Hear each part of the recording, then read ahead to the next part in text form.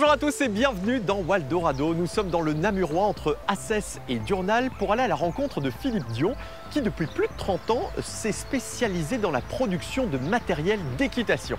C'est une success story wallonne qui s'exporte dans le monde entier et on la découvre maintenant.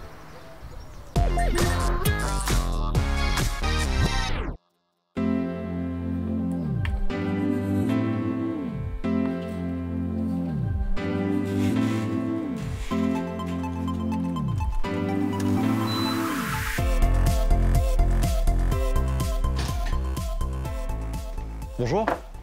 Monsieur Dion. De ce côté. C'est par là, merci.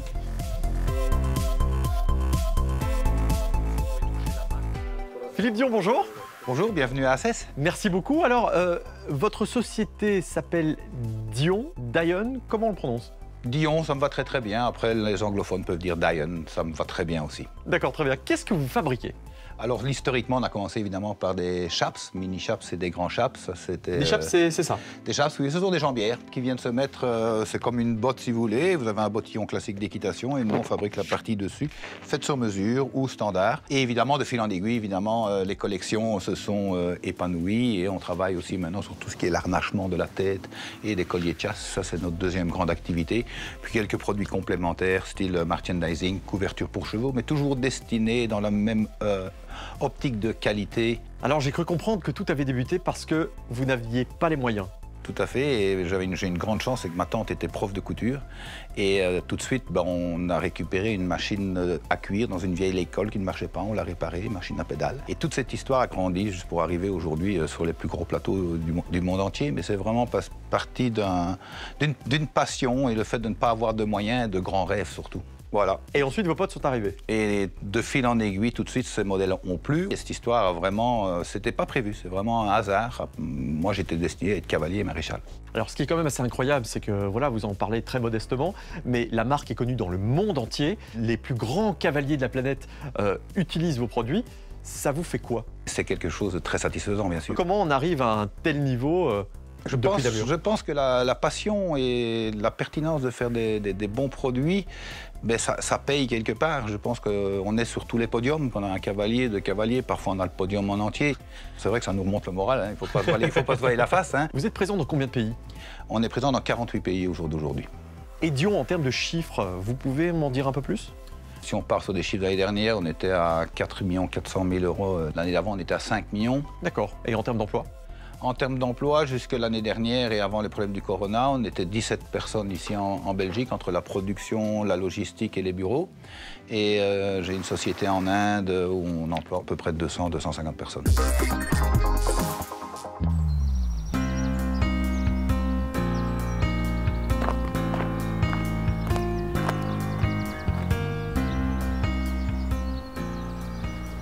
C'est la campagne.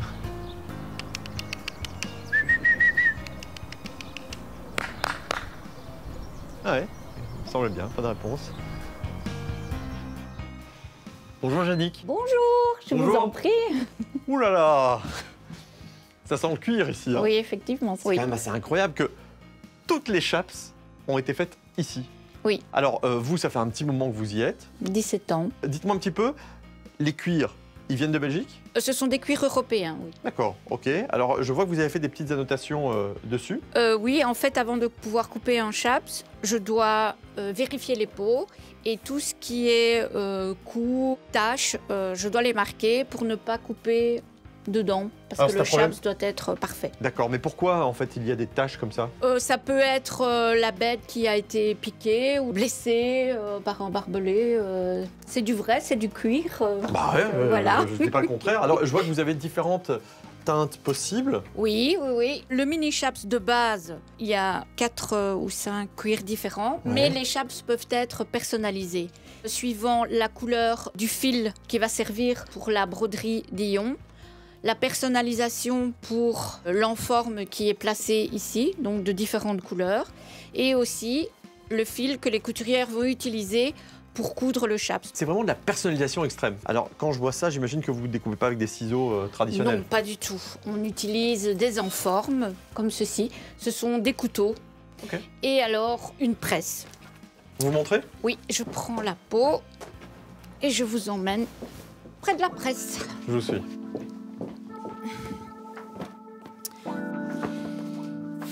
Voilà. Je prends l'enforme.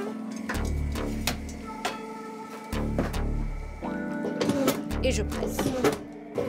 Et vous en faites combien par jour? 80. Ah, Je c'est fais beaucoup, quand 80 paires par jour. Je peux tester?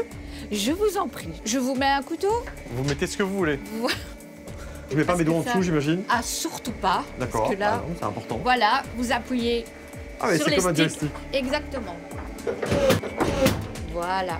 Et vous avez votre pièce. On commence un chaps. Oui.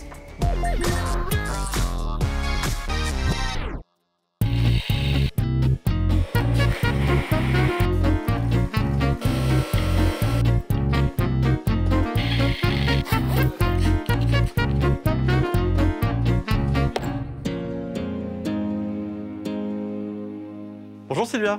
Bonjour David. Je peux? Oui, hein, bien sûr. En plein travail. En plein travail, oui. Alors vous êtes en train de faire une paire de chaps. Oui. Ça prend combien de temps à faire? Entre 20 et 25 minutes. Ça D'accord. dépend du modèle. Tout a commencé dans cet atelier et vous étiez là quasi au départ. Je suis arrivée un mois après qu'il se soit installé ici, oui. Ça fait 26 ans. 26 ans. Vous en avez fait combien de paires de chaps? Des milliers, oui. Dites-moi un petit peu comment ça fonctionne. Je vois que vous avez une machine industrielle devant vous. Oui. Le coût de l'équipement, vous avez une idée? Plus ou moins 5 000 € pour avoir du bon matériel, triple entraînement. Vous êtes à combien à travailler ici On est 4 couturières et une coupeuse. pour faire tous les produits qui Oui. s'exportent dans le monde entier? Oui. Ce côté artisanal, qu'est-ce qu'il vous inspire? Pour moi, c'est une fierté. Alors, il y a une période de transition là qui est en train de se faire puisque vous allez rejoindre une nouvelle structure à Assès. Oui. Alors, ça reste la campagne. Mais on va quand même quitter notre ferme, ça va faire bizarre. C'était plus ou moins comme ça à l'époque? Oui, oui, rien n'a changé. Bah, Oui. ça se voit. Alors, quelle est la différence entre les produits Dion et la concurrence? Ah ben les nôtres sont mieux naturellement parce que nous, les tirettes, les pressions sont garanties à vie. Si À vous, vie vous pouvez les remplacer 5, 10, 15, 20 fois gratuitement. Vous montrez comment vous faites? Oui, pas de problème, j'achève juste ma piqûre ici. Vous pouvez me suivre. Ok, Voilà, donc ici nous avons un chaps qui vient de revenir et vous voyez que la tirette est cassée avec Ouais. l'usure, voilà. Donc ici, ben, je vais lui remplacer les deux. Si je peux vous aider, vous me le dites. Hein. Voilà, on se calme. Hein. C'est ce qui découle mieux. Mais tout est vraiment fait à la main. Tout. Le plus embêtant, c'est de tirer tous les petits fils. Ça coûte combien une paire de chaps? 200 €. On passe maintenant à la machine, c'est ça? C'est ça, on va Je fais. remettre la tirette. C'est reparti. Je vous sens concentré. Il faut que le travail reparte parfait. Vous êtes déjà pris le doigt? Oui. Oh. Et voilà, alors la touche finale, je rebrûle tous mes petits fils qui traînent.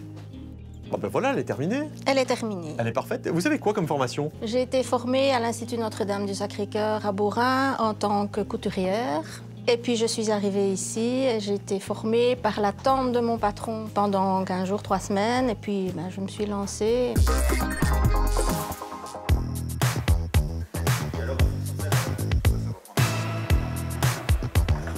Et voilà. Ça, c'est une collection qu'on fait typiquement pour les États-Unis, pour un type d'équitation qui s'appelle le Hunter. Ça, c'est des petites traînes très traditionnelles anglaises. C'est fou le nombre de références que vous avez.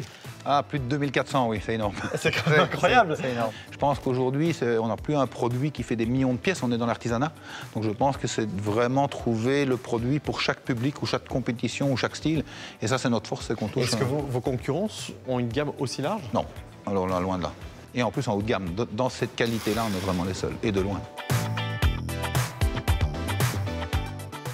J'ai cru comprendre que vous étiez installé en Inde. Pourquoi? Ça, c'est un peu le bémol de l'histoire. C'est aussi un succès au jour d'aujourd'hui, mais c'est quelque chose que la mondialisation m'a obligé de faire. C'est-à-dire, j'ai arrêté de faire ma briderie en Angleterre en 97 parce que les prix augmentaient, donc ils ont diminué le temps de travail, la qualité a descendu. Donc j'ai arrêté complètement la briderie pendant 3 ans. Okay. Et puis un grossiste, un ami à moi, m'a dit, mais va voir cet Indien. Je dis, mais qu'est-ce que tu veux que je fasse en Inde? C'est pas possible. Mais vous avez pu trouver? J'ai envoyé un échantillon, parce que quand même, il faut essayer, hein, qui ne tente rien n'a rien. J'ai été bluffé. J'ai pris un billet d'avion. Et là, j'ai découvert un atelier de 30 mètres carrés, de la terre partout, une lampe de 30 watts et un marteau, c'était un bout de bois. Pas de machine à coudre, rien. Et je dis, vous avez fait ça avec ça? Oui. Là, j'ai compris que je n'achetais pas un prix. J'allais surtout acheter une qualité. S'ils pouvaient faire ça avec ça, il y avait tout à faire. Donc, les 10 premières années, j'ai passé à peu près 4 à 5 mois par an à importer les machines, former les ouvriers, les faire travailler sur des tables. Tout ce que j'avais appris à voir dans les ateliers en Angleterre, je l'ai importé en Inde. Et comment on arrive à gérer une société en Inde, mais depuis la Belgique? Les moyens et les outils aujourd'hui nous permettent de travailler à distance. L'associé que j'ai en Inde, évidemment, il me connaît sur le bout des doigts, il travaille avec moi depuis 18 ans. Donc maintenant, moi, je fais mes patrons chez moi, que j'envoie par courrier, on s'explique par vidéoconférence, il me fait les échantillons, on vient. Tout va un petit peu plus lentement. Mais par contre, on ne prend plus l'avion, il y a des économies d'échelle, il y a moins de pollution. Donc je pense que nous, en tant que petite PME, on a une responsabilité sur l'avenir. Vous voyez aujourd'hui le nombre de plastiques. Je vous invite à revenir l'année prochaine. Ce sera du papier craft, ce sera voilà, l'écologie, le respect. L'après-Covid va complètement changer le profil de nos entreprises. Et je pense que c'est ce genre d'entreprises qui vont réussir demain, oui. On revient à des choses beaucoup plus humaines et beaucoup plus proches. Je reviens un peu à mes origines de qualité, de service. Vaut mieux vendre moins, mais vaut mieux vendre mieux.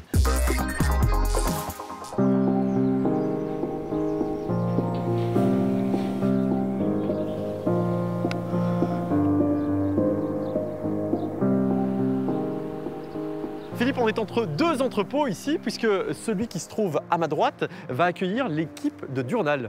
Suite un peu logique, c'est un peu une conséquence aussi du Covid. À Durnal, on est locataire. Ouais. Ici, on est propriétaire.